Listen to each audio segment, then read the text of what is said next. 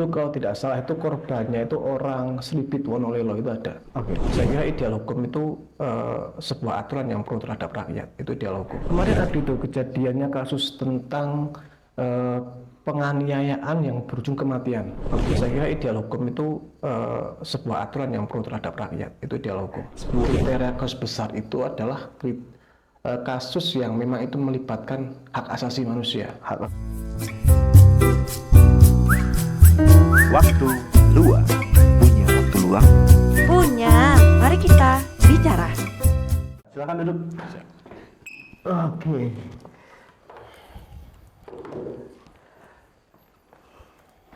Apa kabar Mas Dedi? Alhamdulillah sehat, Pak Ihsan. Ya, Dedi Yoga Hermawan. Ya. Oke, dia adalah seorang advokat yang berada di Kabupaten Wonosobo.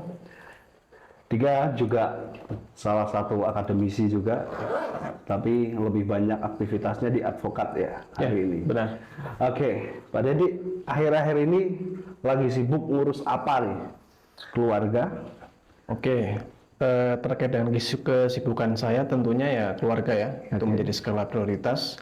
Kemudian selain keluarga tentunya saya punya kesibukan di kampus kan sebagai apa ya, dosen, semi dosen mungkin ya. Semi dosen. Memang saya belum ditetapkan sebagai dosen tetap. Oke. Selain itu juga untuk kegiatan untuk memenuhi kebutuhan ekonomi rumah, tentunya saya juga harus ada kesibukan lainnya, yaitu sebagai advokat atau pengacara. Sebagai advokat, sudah berapa lama nih? Kalau secara resminya memang saya baru 1 tahun ya, tapi untuk bergelut di dunia itu saya sudah hampir sekitar 3 tahunan. 3 tahun. Kalau sekarang umur berapa? Saya hampir 30. Hampir 30. 30 tahun. Tadi masih satu umuran ya? Ya, seperti itu. Oke. 93 saya. 93. Oke, harus 94. Jadi bisa jadi pengacara, lebih tepatnya advokat ya, biasa dikenal advokat, terus kemudian sebagai akademisi. Sebenarnya latar belakang pendidikannya itu bisa diceritakan mungkin dari SD di mana sampai kuliah di mana. Sambil ngerokok sambil Siap. Oke. Kalau SD sendiri saya memang SD di desa ya, karena saya kan memang orang desa. Orang tua saya itu kebetulan tinggal di desa, yaitu tepatnya di Desa Banjar, Kecamatan Kretek. Jadi kalau tahu Gunung Sindoro itu tepatnya lebih di kaki Gunung Sindoro. Dingin sih. Ya dingin tentunya. Saya SD di situ. Kemudian saya meneruskan jenjang sekolah menengah pertama itu di SMP Bakti Mulia Wonosobo. PM. Itu adalah SMP Yayasan Katolik. Katolik. Ya, Katolik. Tapi saya tetap Islam ya. Ya, saya juga dulu di Kristen Juga di mana? Universitas Kristen Satya Wacana. Oh, Satya Wacana Salatiga ya? Iya. Oke. Kemudian lulus dari SMP saya melanjutkan di SMA 1 Kertek, SMA pinggiran ya. Mungkin kalau orang tahu tahun sekitar tahun 2000-an itu SMP Kertek itu mohon maaf itu dulu orang-orang tuh menganggapnya sebagai SMA pinggiran. Oke. SMA pinggiran dan Tapi SMA. prestasinya juga banyak sana. Ya, mungkin SMA buangan lah bahasa kasarnya dulu ya. Tapi sekarang seiring dengan perkembangan waktu memang sekarang sudah menoreh beberapa prestasi ya. Prestasi dari SMA 1 Kertek itu. Kemudian saya lulus SMA itu tahun 2011. Kemudian saya melanjutkan di Fakultas Hukum Universitas Ahmad Dahlan Yogyakarta. Ahmad Dahlan. Ahmad Dahlan UAD tepatnya, UAD. Saya lulus itu tahun 2016, jadi 4,5 tahun. Karena memang saya dulu itu lebih banyak di luar kampus daripada di kampus. Oke, organisasi kah? Organisasi, saya tapi lebih intens di organisasi daerah. Mungkin kalau Pak Ihsan tahu itu namanya IKMAWON ya, Ikatan Mahasiswa Wonosobo Yogyakarta. Oke. Kalau di Semarang itu namanya kalau nggak salah KMB mungkin ya. KMB ya. KMB. Tapi memang kalau di Jogja itu IKMAWON. IKMAWON. Ya. Kalau di Solo Gazebo. Saya dulu juga sering banyak demonya soalnya dulu. Oh gitu. Jogja ya.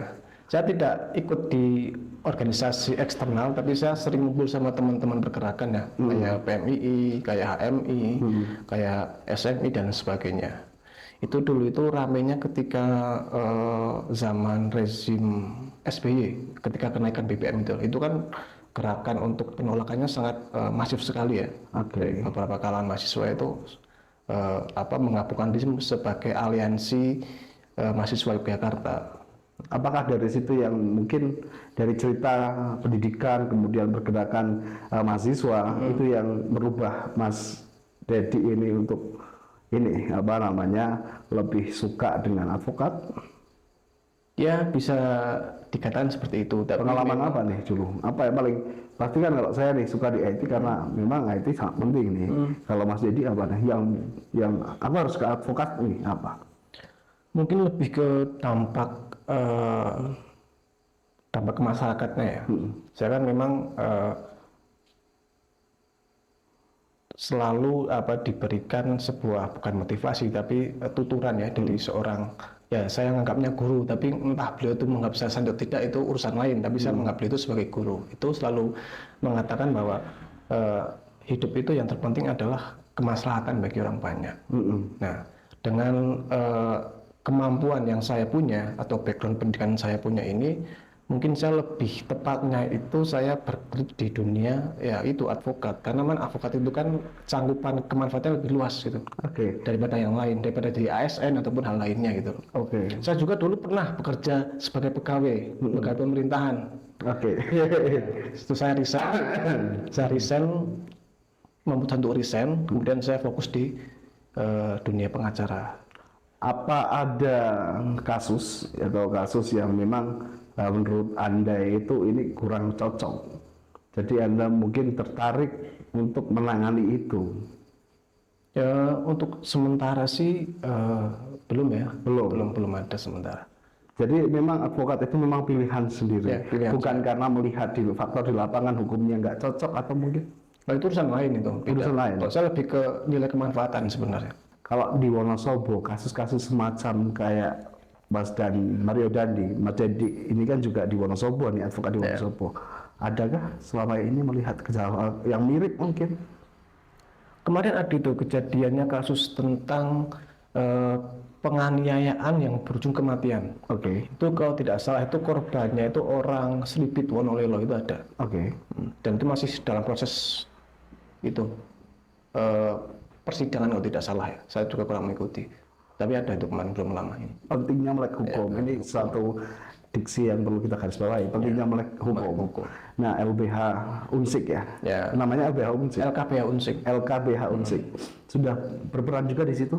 Saya belum. Karena memang di sana kan sudah banyak ya para pengacara dan sudah senior. Saya kan baru kemarin. Jadi Tapi dengar ya, dengar pergerakan mereka.